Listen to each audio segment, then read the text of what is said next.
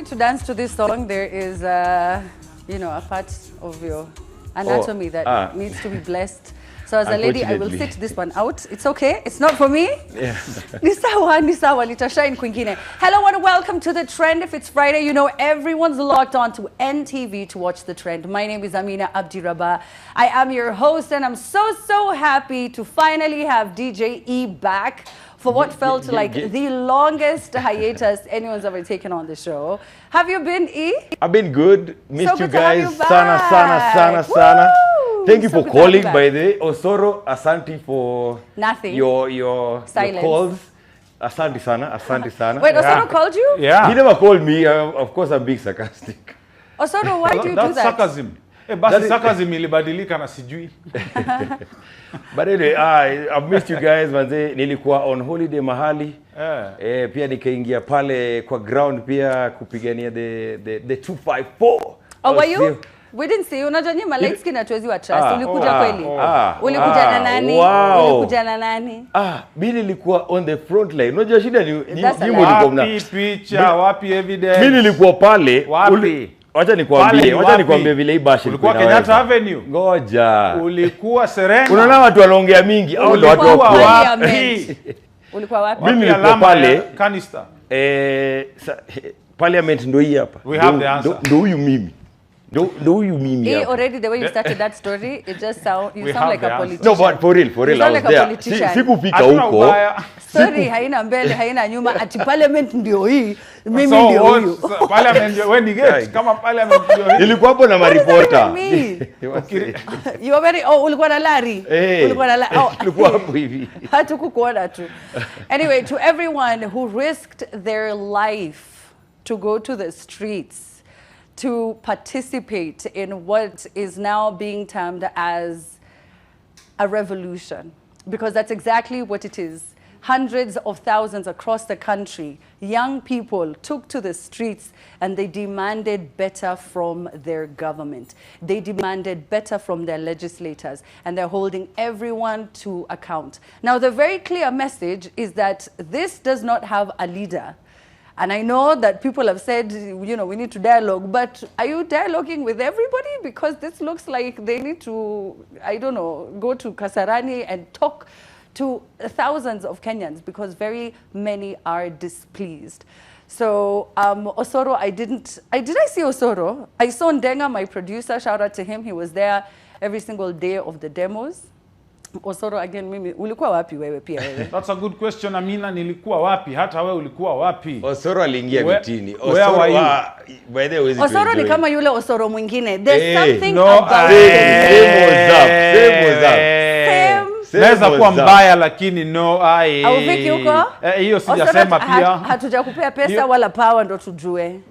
No, what I know is, Amina, mbia mono kabisa. I know I did my part. Hiyo dunia mzima inajua. Because Amina sijawahi lia hivyo. Dunia hivyo kwa maisha yangu. Dunia gani inajua? Nimewachwa kwa hii maisha, heartbreak zote, everything combined. But hiyo machozi nililia alafu useme huku niona, I think Amina to be wrong. Sorry.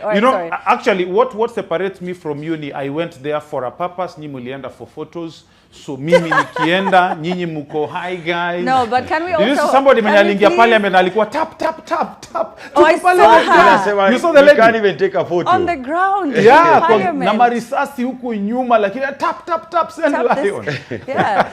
But you see, even her, she's also risking her life so that she can make money. Wewe niambie. But hatuonyeshi mbele, anatuonyesha yeye. Hapana. Kuna nini parliament? Alikuwa parliament. All right, so do we have the meme challenge or no meme challenge today? All right. Amina kwenye hashtag Amina #meme challenge. What comes to your mind the first time unapatana na kitu kama hii? Yeah, najua kuna watu wanataka Mulamwa. That is the first thing that came to my mind. The first Well, I don't know mbona umetaja huyo kijana, but I don't know. Hii inaweza kuwa ni chai. Sijui ni chai ya nani wewe uko nayo Amina. Amina, every time you call me uko na udaku tu. I'm like, Amina, it's late. Wacha nilale. Kuna mtu amenitembelea leo na ananihitaji tuongee. Anakuambia hiyo siku hizi anahitaji nimsalimie.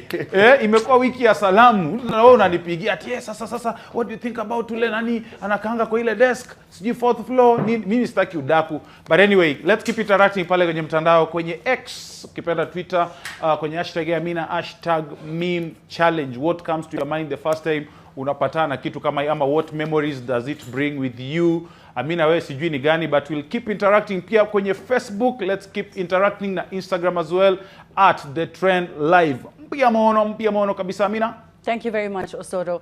Now, before we even start our very first interview, I would love to send messages of condolences to those who lost their lives, both in Githurai and in Rongai. Ongata Rongai also experienced an evening of terror, an afternoon to evening of terror, if the videos and pictures are anything to go by. Bullets that have riddled young children were what we were witnessing across our social media pages, and to their families and to the entire country, nasema pole sana. It is not something that we had anticipated when we were going to the streets, that this would end with so many casualties and so many bodies lying in the streets, and now with the violence that we have been witnessing in our neighborhoods, it has completely shocked Kenyans. So for that, I have to start by saying pole. This evening, I am joined by Khalif, Kairo, and Kasmuel, McOure. How are you, gentlemen? Fine. Good to have you on the show. Yes. Now, let me just start off with Kairo. So what do people call you, Kairo or Khalif? Which is which? Any can do? Kairo mostly. Kairo is so Khalif is fine. Yeah, Khalif is fine? Yeah. Okay. Now, Khalif, let me just start with you. And I know you know where this is going. Kabla hata tuanze kuongea. Yeah. You're being termed a sellout. Unaulizwa, who compromised you? Yeah. What happened? Yeah. No, you know, when I did that video, it came from a point of honesty. And the point of honesty was there was no need, you know, to continue risking more lives by going to the streets when whatever we were fighting for when we were in the streets on Tuesday had already been met. So I made that video because I felt I owed people an explanation if they did not see me in the streets the next day. You see, I'm not one of those guys who will tell you, kesho tupatane tao saa moja, niko hapo frontline, and then you don't see me. I'm not a coward. So if I felt the conviction not to go, I had to share my thoughts. So this was coming from a point of personal opinion. But I'm actually shocked, or maybe impressed, that people are now terming it to look like my opinion held so much weight, because they don't understand where all these attacks are coming from. Do you feel as though your video was selling fear? Because it looked like it was now you telling people, in as much as I know you very clearly stated that you're not anyone's leader, this is just you giving your own opinion. Yes. But do you feel as though in any way you instilled fear in people who did want to go and demonstrate and still wanted to take to the streets, given the fact that, you know, you now have a huge following, with that comes influence, and you have been extremely vocal? You must have known that that would happen. No, the point was not to instill fear. The point was to instill sense. Okay. You see, there's a difference between those two. Even in wars, when people go to war, their generals will tell you attack, others will tell you retreat, others will tell you hold a certain position. It can't always be, you know, you're always attacking. So, you know, to my following, to the people who, you know, engage with my content, I felt that I had to tell them, look, tomorrow, saying that you're going to march on status, I don't think that's a good thing to do. Yeah. So it wasn't a matter of selling fear, it was a matter of selling sense. Okay. Now, you just think that your point didn't come across the way you had intended it to? Well, I did not anticipate what the reaction was going to be. Okay. Yeah, because you see, I'm just voicing my personal opinion. How you construe my personal opinion, I have no control. But you see, once it's out there, if you want to call me a traitor, if you want to say, you know, he's wise, if you want to say he got compromised, that is your own personal opinion. It doesn't change who I am. Neither does it undermine my integrity. I know myself, and I know I had to do that video. And after what we saw in Rongai, again I had people texting me, bro, for what you did with that video, you did the right thing. I have so many people coming to me telling me that, bro, you did the right thing. Because again, kama tungerudi, it would have probably been worse. Kama ungeambia watu wasiende, maybe watu waende alafu wakukose huko, trust me, I'd have lived with the guilt of knowing I had the ability to stop people from going out. Hata kama ni wawili ndio unasema. Trust me, hata kama ni mmoja, wacha hata wawili, hata kama ni mmoja, I sit comfortably knowing that whatever would have been, you know, if something would have gone and turned out to be very ugly, I mean, I'm not liable for that because I did tell people what I felt my conviction was. Yeah. Kasmuel, it's so good to have you back. Good to have you. You know, you were on the show last week, and you know, a few days later we heard about your abduction. Right. I know it must have been extremely traumatizing. What can you share? What are you comfortable telling us about it? And I can't push you further than that. I was going to talk about it. I was going to talk about it, I mean, like all the media rounds I've been doing. But I feel like we've gotten to that point in our personally, in my social media experience, because I've not been an active user of a platform like X, for example, where a narrative was already spun, and it's very damned if you do, damned if you don't, for me, in that sense. It's a thing which I'm exploring with a psychologist, like just the whole thing, because this week has just been like quite the heavy week. And you remember when I was here in the show, it's just been a week. That's the thing. I've not been here just, we've not been doing this for anything longer than a week. And a lot has changed, and there's things that I was struggling with before that I talked about briefly. But it's gone to the point where, in my experience, I feel like centering that as the discussion makes me a focal point, and it makes my experience a focal point and takes away from what the main agenda is. And just, I feel like I've gotten defensive about it because I feel like I cannot come out with my story without having to feel like I have to allay some fears and doubts. I'll be telling it in a biased way, in a way trying to prove that, hey, I saw you said this about me, I saw this has been said about me, without trying to allay that. And I feel like I have to edit it out for that. So I'll not be coming from a point of honesty, but I'll talk about it. I mean, we have podcasts lined up and whatnot. We'll talk about it, but I just feel like, hey, I was out yesterday, I came to the streets, and I was so mad because I got my phone, and the first thing I see is that babies were killed in the night. And I remember my family was very mad because they're like, you just got here. You're hyperventilating. They're just like, you're not okay, you're not okay. I was like, get me a fresh suit.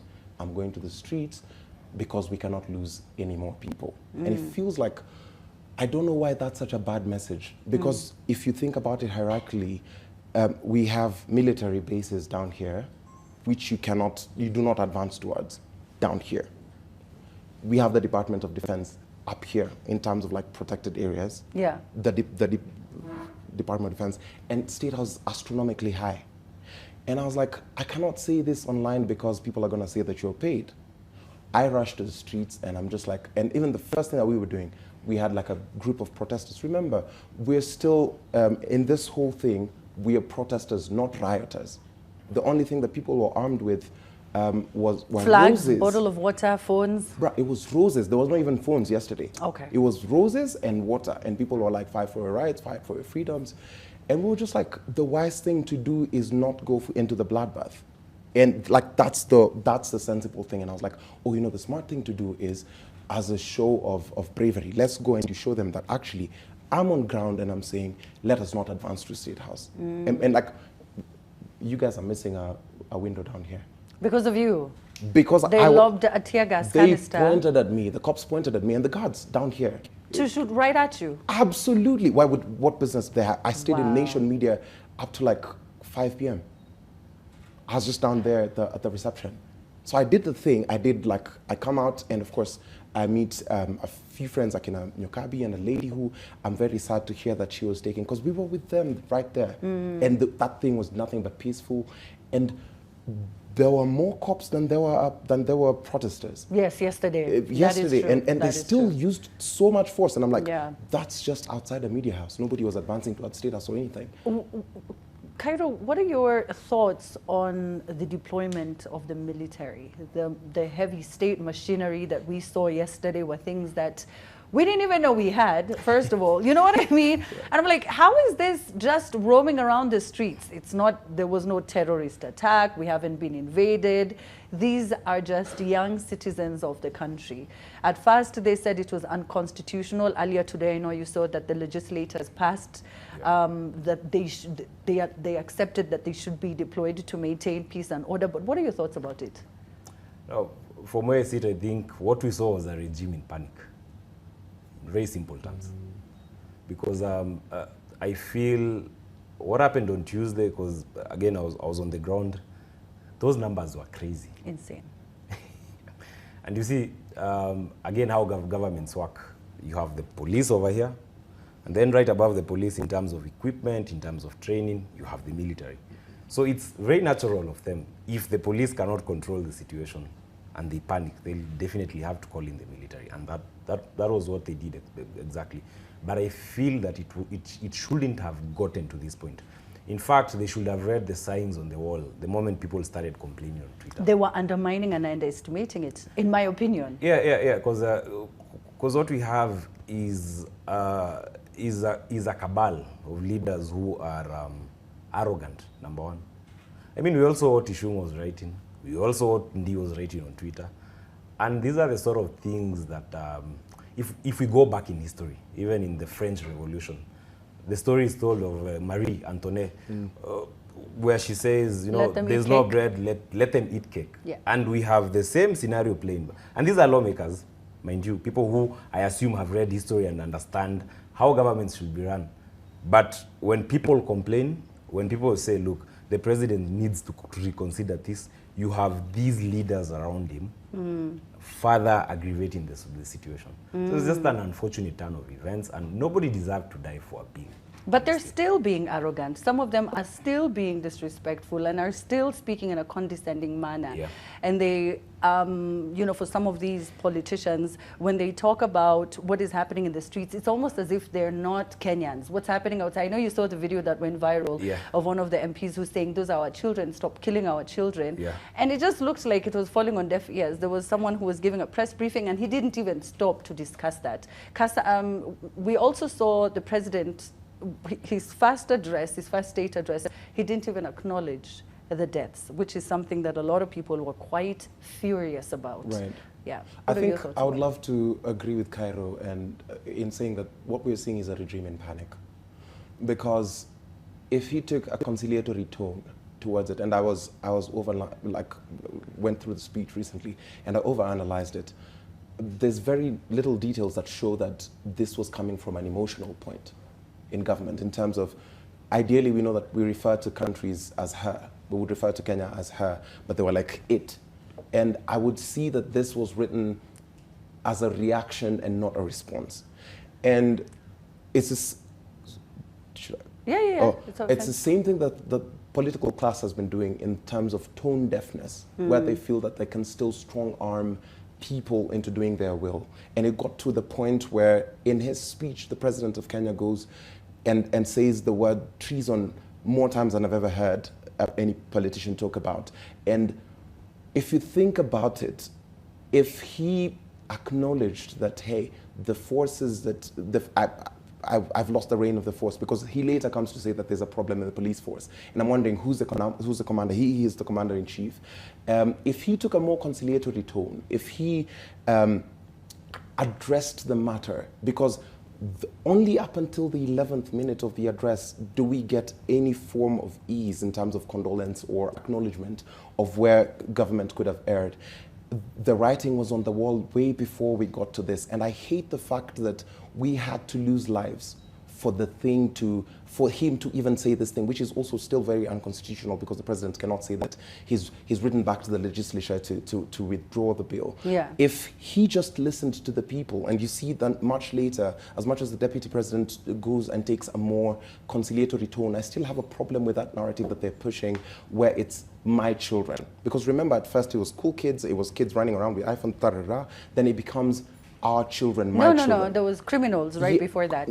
Whatever it criminals is. And then our children. Yes, as they're looking at that, the change in tone infantilizes what we are. This is a political movement. It is people exercising their political rights. This is not a photo op. Yes. All right. Well, we have a lot more to talk about. We have to take a quick break. When we get back, there are certain questions. Now, Kairo, in your video, you said we got what we wanted with the Reject Finance Bill. I know that's where it started, but that is no longer what people want.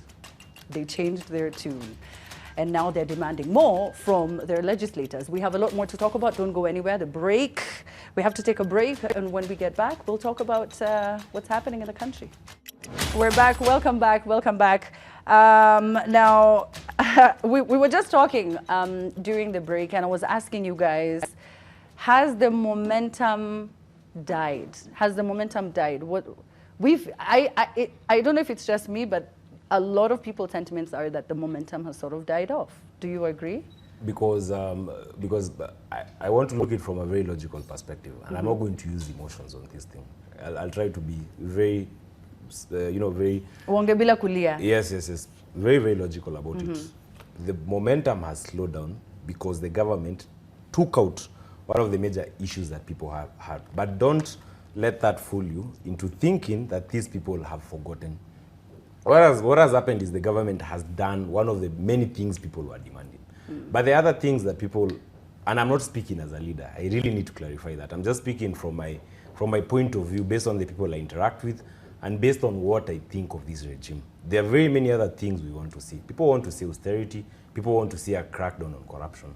And the fact that they are silent and you're not seeing them on the streets today or whatever day, it doesn't mean they've forgotten. It just means that, look, we're just sitting back, wametoa hii bill, let's see what these people do. Because I'm thinking to myself, if you are a leader in government, elected or appointed, you really need to be worried. You really need to understand that this generation you're dealing with, we are not like our parents. Unfortunately, we are way more learned, we have the power of the internet, and we are tech savvy. So in the next 3 years? Yeah, it's 3 years the next election. These people will have to come back to us to seek a mandate. Kind of people don't want to wait 3 years, though. No, I'm just saying. I'm just saying that assuming assuming there were no protests, they'd still have to come back to us. Assuming even if people just stayed in their houses, and we assumed everything was okay, they'd still have to come back to us to ask for a mandate. So these people need to realize that they've literally ran out of time, and we need to see very big heads in government role. If I was the president, I'd probably be, just overhauling the entire government, because I think this is a very good opportunity which he should use. Because you see, there are people who argue and say, look, the government, it's made up of all these tribal balances, all these tribal leaders. But this revolution has shown people that people are way past that. So I think the president should take heed of what Kenyans are saying and use this advantage to overhaul the entire government.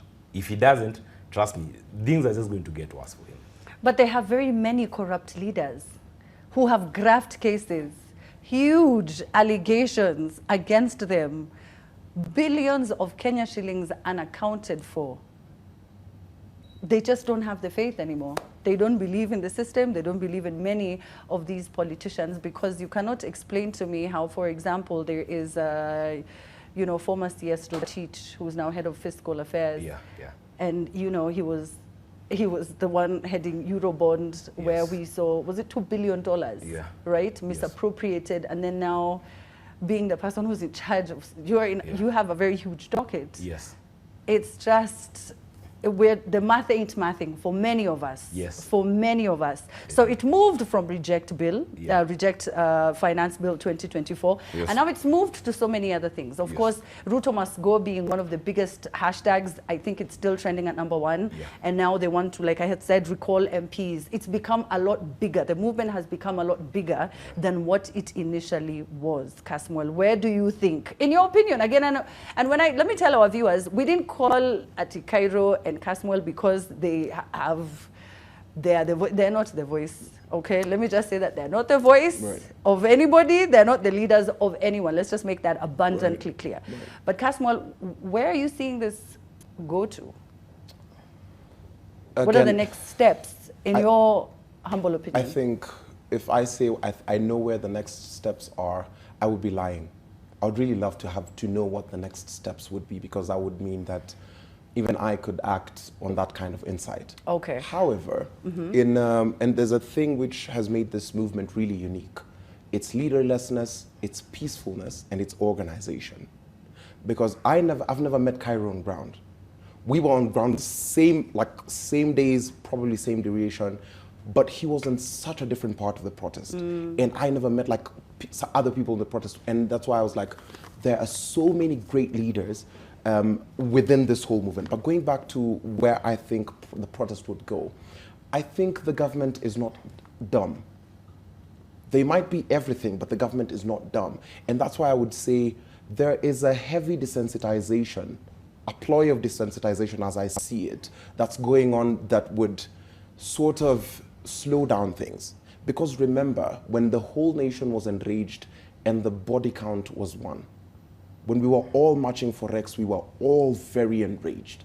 We thought that this is the last life we have to lose. And then there was But right now there have been so many lives, and now there are children and infants to the point where we have to almost be reminded.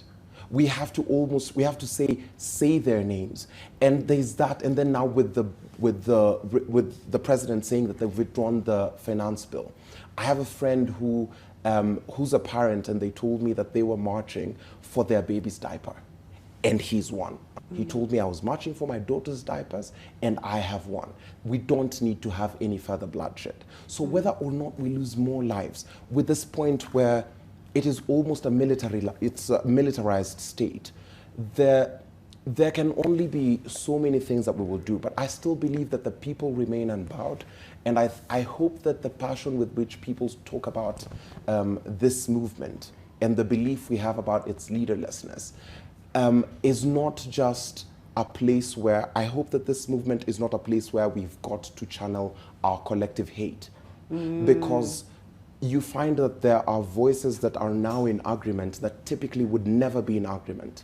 There are people who would never be siding with each other on social media who've come together for a common cause. And that's a thing which we might have to interrogate much later. But I hope that we are honest and truthful so that we don't end up being like the movement in the 90s, for example, the Ford government, which never really gave us a president. It looked very promising, but we never got true leaders out of it. I feel like we, in focusing, as Kairo said, we need to see a crackdown on graft. We need to see the constitutional positions revoked. We need an overhaul.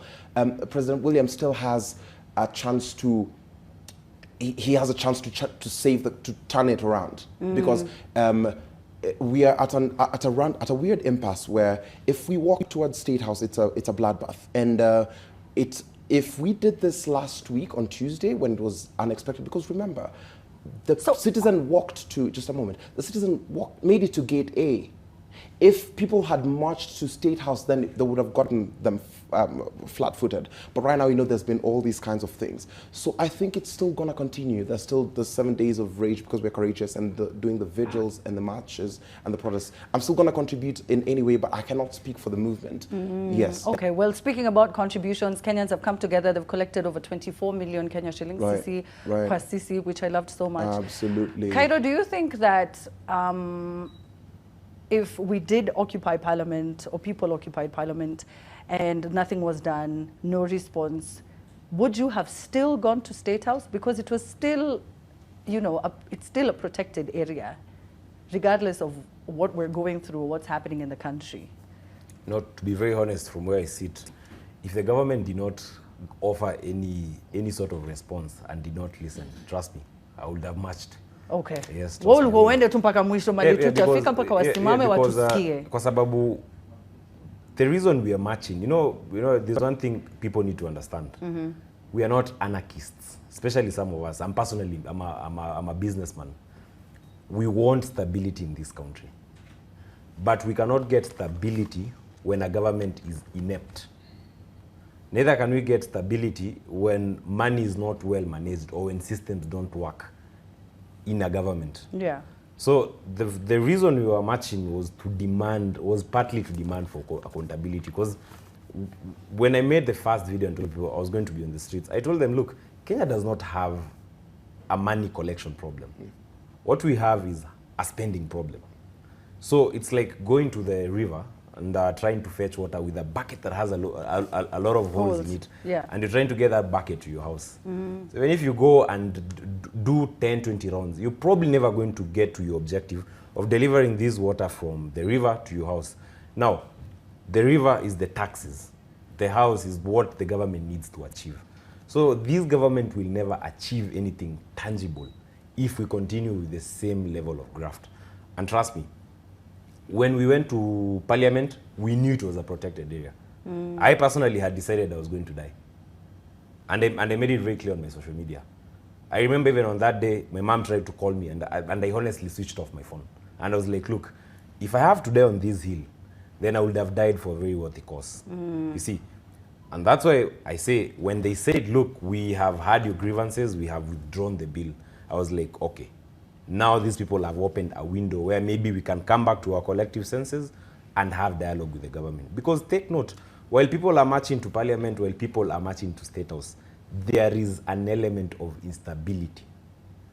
And these elements of instability during revolutions can also be detrimental to countries. But why, on one hand, say these are our children, as you so rightfully put it, these are our children, who they kept repeating over and over again, echoing one another's sentiments that this is their right, their constitutional right to picket, to take to the streets. Why say that, and then on the other hand, abduct and kill? Extrajudicial killings have been happening. Because that's exactly what they are. If we are going to just call a spade, that's exactly what they are. No, there's an element I want people to see. Because there's a big picture people are missing. Did you guys notice that we had 2 press conferences within 1 hour of each other? And doesn't that scare you as a Kenyan? You mean the president and the DP? Yeah, doesn't that scare you as a Kenyan? I think what scared a lot of people was when the DP threw NIS under the bus. That was very surprising to many. Yeah, and from where I sit, I think that's an element of instability in government, which we should all be very concerned about. And I think another big concern is when, again, the DP said the president was not aware.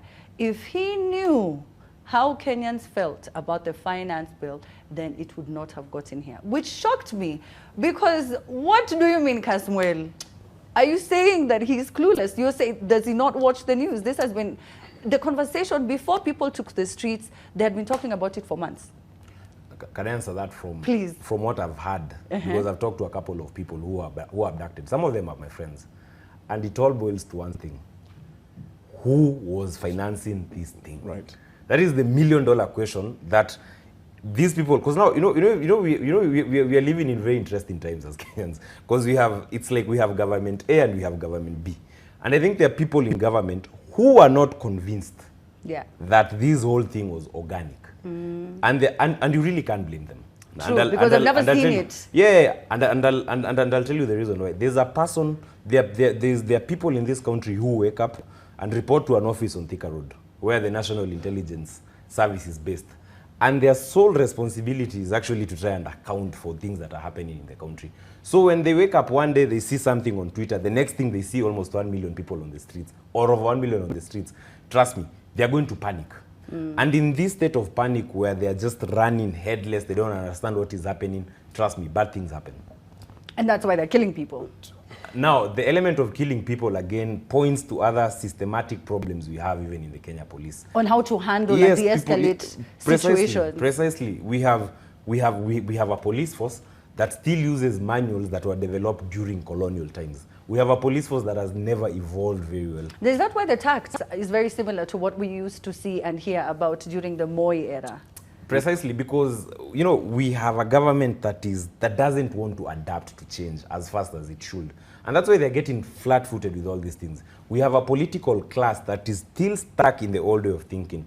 I mean, we have politicians who still believe in tribal bigotry and all these things. And they don't realize, some of us, I personally was born in the last tenure of Moi. Now I'm all grown up, probably I'm going to start getting white hair. But you see, we have a political class that doesn't want to accept that the people we used to put in, who are in diapers a few years ago, are now full-grown adults, and don't like what you people are doing. You know, as a parent, I can tell you when your kids start questioning you, Yeah. you do want to slap Trust me, them. yeah. You're like, whoa, no, anyway. It's precisely- Didn't I just give birth to you? So I can understand the shock. Yes, Kasmuel. To which, going back to the question of the president's lack of knowledge, I think it still speaks to the tone deafness of the political class. Because if you're in an echo chamber, that's what is going to happen. Because you've heard some of the members of his party say that they still would have voted yes. They respect what the president has said, but they still would have voted yes. So it is not that the president did not have information, because I think we expose ourselves even geopolitically for you to one-up your commander-in-chief like that and say that they're coming from a point of ignorance. Ignorance is not a defense even in a court of law. I think for the highest office of the land, and not to say that he should know everything, at least what the voice of the people, because remember, their spiel when they were elected is that they were the darling of the people. They were so in tune with what the Mamamboga, the Wanjiko, the cottage, and like they were so in tune with the voices of the people that it defeats me to understand how they suddenly would not know what those same people who voted them in knew. And again, in the inefficiency, I think that's where we were born, in the sense that even a lot of the set text that we read, in the inefficiency in education, in neglecting the literature, because you know one thing that President Moi very masterfully did is he capitalized on the music as well. Because I saw clips of people singing about kwe kwe kwe kwe zikatwe shambani. And then if such a kid, if that's what's been etched in my mind, and I would call a person who disagrees with the person in government kwe kwe. So if you hear about an extrajudicial killing, it does not register as such. And that's why I was saying the government has a very strong arm in propaganda, in misinformation, because there's disinformation and misinformation. Disinformation is bad. Misinformation is sinister. And we cannot sit and think that the government does not know. I refuse to believe that a president who would know about a terror attack that's about to happen would not know that this many million that people hundreds of thousands of people across the country, please let's saying that there is this thing that you're doing is punitive.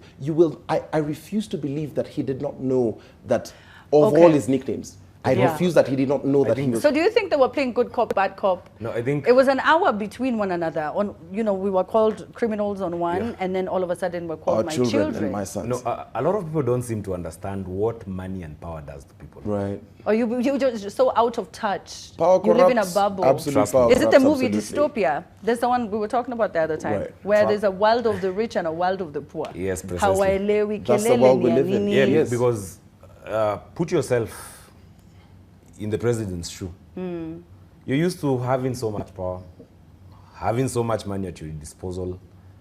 Everybody's looking for you. You're going to all these conferences. And one thing is going to happen. You're going to lose touch with the people who elected you. And why do you lose touch with the people who elected you? Because the people around you, and you'll notice I keep saying in all my videos, the people around the president. Because this is a person who's probably surrounded with people. Because in most cases, you at times need to have people who also put you in check. Oh, so you're saying he's surrounded by yes men, and he needs people to challenge him. How else would you survive in a government? Let's analyze these people. Kasmuel has made a point. How else do you get Jobo in parliament? How else do you survive in the executive if you're not a yes man? Because ask yourself, Ishungwa, Toto KFC. Yes. Osoro, Yes. Kiari, Sijui, Photoshop. And all these are supposed to be different voices. Because at least I'd be happy if Kiari says, you know what, acha tuongelesha watoto maybe hawaelewi, but all of them are talking in the same tone. So now imagine all these people go and talk when they retreat to State House. Of course, the president is not going to take an Uber and come to town and just talking to people. You're right. He will at times trust on what these people are telling him. And it goes back to saying that if he really wants to finish his term in peace, he needs to get rid of that whole circle. It's going to mess up. Because that's the other thing where you would find these people trying to appease him and not tell the emperor that the emperor is naked. They're like, oh yeah, we applaud the suit that you have. Yes. But if you think about it keenly, and I hate to sound like those people who used to say, Uhuru sio mubaya, ni wale wamemzunguka ndio wabaya. But it's exactly what's happening.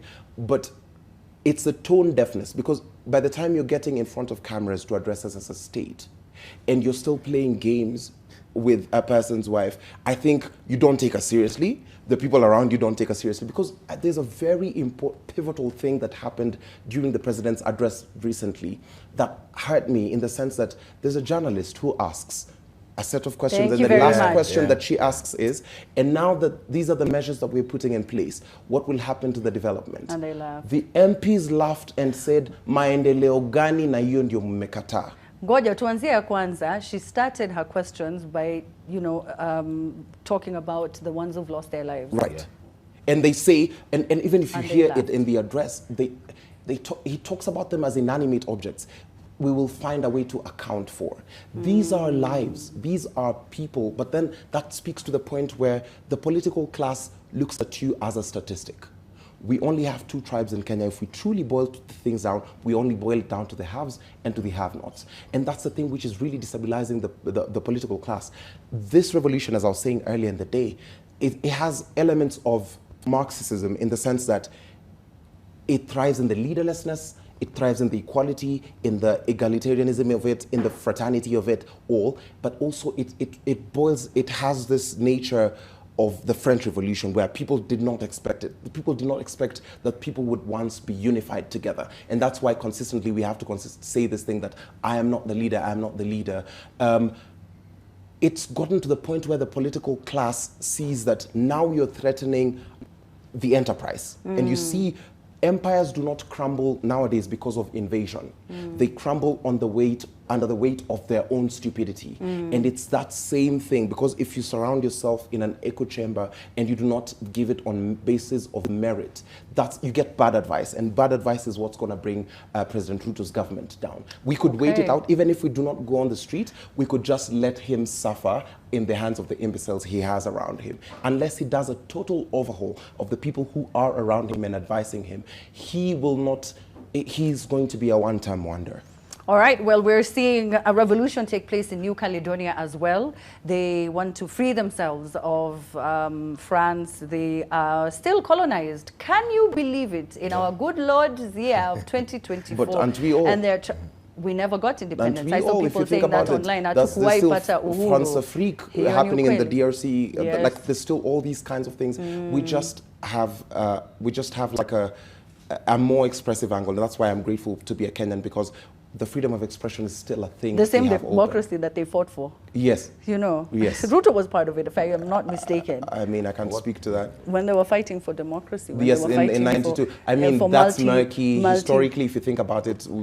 It's one of those things where you were part of it, and then now we have really come cannot back. Put a finger and on we're, it. yes, but we are grateful that we can speak the way we speak. If you see counterparts in Uganda, Tanzania, other countries, they're just like, what do you mean? What Kenya?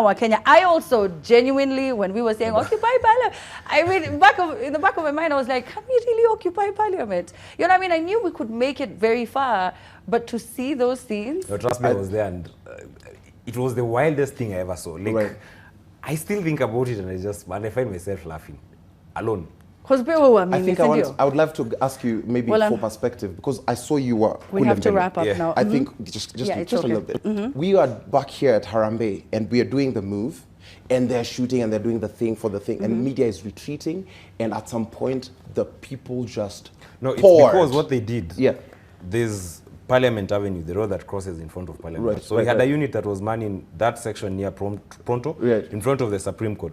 So they got worn out. Right. So we had running battles with them for like 2 hours, and we just kept pushing them slowly, until they got to a point they ran out of water, and they ran out of, it's called what?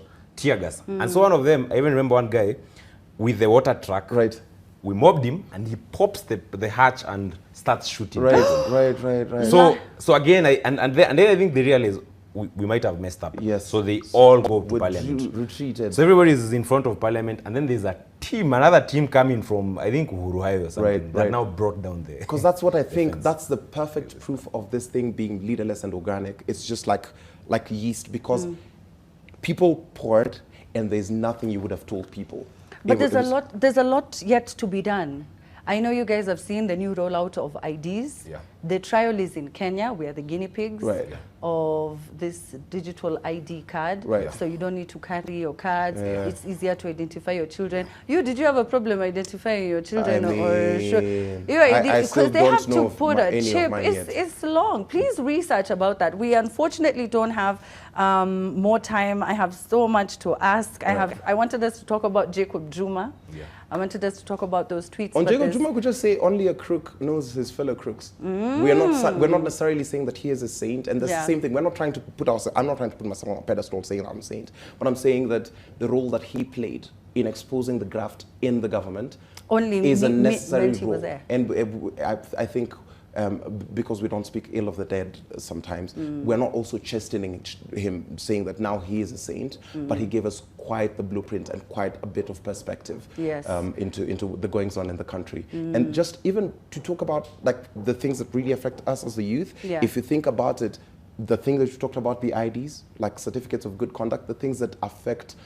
the youth who's not privileged, the youth who's truly part of the statistic of the 65% unemployed youth, there are far more things that affect this country that are beyond this, that we might be blinded to, like the hunger of children, the lack of water, but our fire trucks would lack water, and the tankers would not lack water. Those kinds of nuances, a lot of things that we could explore in terms of issue-based conversation that are very actively being derailed from the current conversation. But I know for sure that we will get to these issues and we will address them, because we've shown as a generation that we are willing to be the change that we want to see. Yes, so let's not be divided is what you're saying.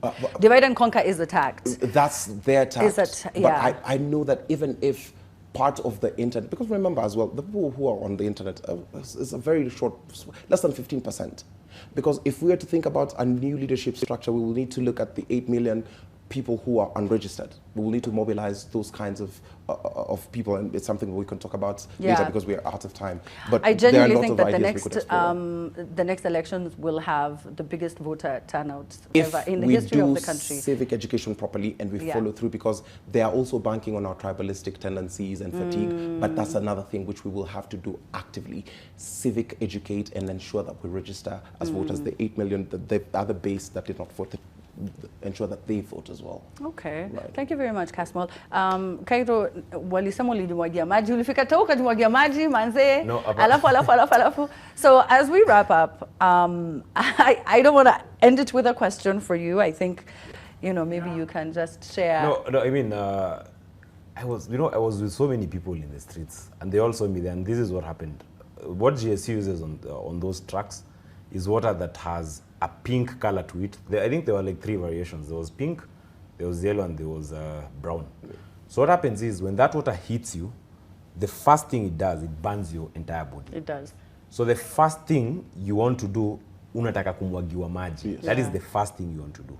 So mimi niligongo kwanza, and my whole, in fact, I remember I think I tweeted or just did a story and say that this water has gone to places where I can't mention online. So the only like relief you can get is taking water and just pouring on yourself, because it really stings. And the crazy bit is the pink coloration doesn't go away. That's something weird, because I still have it on most of my belongings up to now. Well, other than that, I said it on a lighter note, but other than that, Kairo, what are your, how do you finalize this? How do you close out? I will tell the youth to err on the side of caution, because these revolt or this revolution has exposed serious divisions within government. And what typically happens when there are divisions within government is that politicians try to take advantage of those situations to achieve selfish objectives. That is why before people started paying attention to the protest, there was no looting, no car was stoned. But the moment it became a national thing, we started seeing businesses getting destroyed. We started seeing, people going and burning other people's stuff, which is things, which are not good things, because they can destabilize a country. So youths need to be very careful. There are people trying to plant a source of division. There are people trying to even hijack the movement. Like today, I saw people doing a press conference and saying they're going to represent Gen Z. And I'm like, who the hell are these I clowns? saw people go, I don't know if they were real clowns. pictures Yeah, or videos. just a bunch of clowns. Yeah. And you see, the people who are there or in the streets, we've all agreed that this is a leaderless movement. So I just tell the youths to be very careful. Don't be quick to attack someone. Don't be quick to throw rocks. Take your time and just understand that much as we want change in the country, we also need to move at a very careful rate, okay. So that we don't end up burning the country. Because the revolutions, like we've seen in Sudan, can also cause countries to go completely into civil war. Yes, we have seen it in different places. Yes, so we also need to. But we've also seen good ones, like in Burkina Faso. We've heard what's happened this week with Mali, Gabon, the good ones are those ones where people are able, there's an element of logic. Yeah. And there's and we put the emotions aside. Okay. Yeah. All right, precisely. You're right. Emotions kidogo kwa sababu pia mimi na hiyo hasira yangu we will take to the streets and we will want to fight and we will want to you're saying that's all well and good, but the military is here to protect. Walikuwa wanatoa gusa serikali uone. Nakumbuka fanya fujo uone. Oh, fanya fujo uone busikia ziko mob. Anyway, thank you so much Kasmuel. Thank you so much Kairo. I know that there are a lot of opinions and questions that we would have read. Also, I told you to read Twitter ukakataa. Sasa ona I told you there'll be a lot of feedback from X. It's okay. Before we even get to Osoro, I have to let you know from the 14th of June, which already started about 2 weeks ago, Showmax PL subscribers can stream all 51 UEFA Euro games live on the platform at no additional cost. Euro coverage will include all build-ups, live matches, wraps, as well as a live magazine show to keep you as a subscriber up to date with all the action from the football spectacular taking place in Germany. Showmax, the leading streaming service in Africa, is set to raise the bar for football fans with the, of course, with the live streaming for all the 51 UEFA Euro games at no additional cost. It's a groundbreaking initiative and I want you to take advantage. Do not let it pass you by. Enjoy the thrill, the excitement of every match from the highly anticipated tournament anytime, anywhere at the touch of a button on your mobile. All right, so now, Osoro, you were telling me something?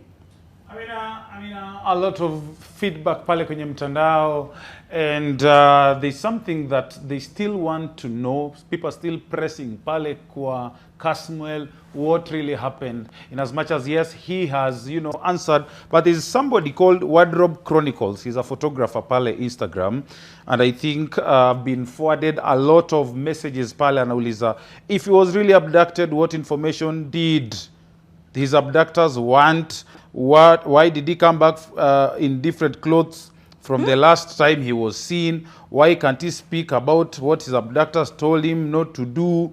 Why the ambiguity? This is one photographer with all those questions. Yeah. Like he has done over 10 Insta stories with a lot of questions, and he's like, these guys, I think the fear was, the moment the poster came out that Kairo and Kaz were coming for an interview tonight, a lot of people maybe thought the self-proclamation, the Gen Z leaders, which is something they have clarified. So I think hata hatutaendelea huko sana, plus some feedback on when Kasmuel said, doomed if I do, if I don't. Yes. Jeff Odiabo saying something doesn't add up. Even his demeanor when talking about the situation is sus. Glad he's safe anyway.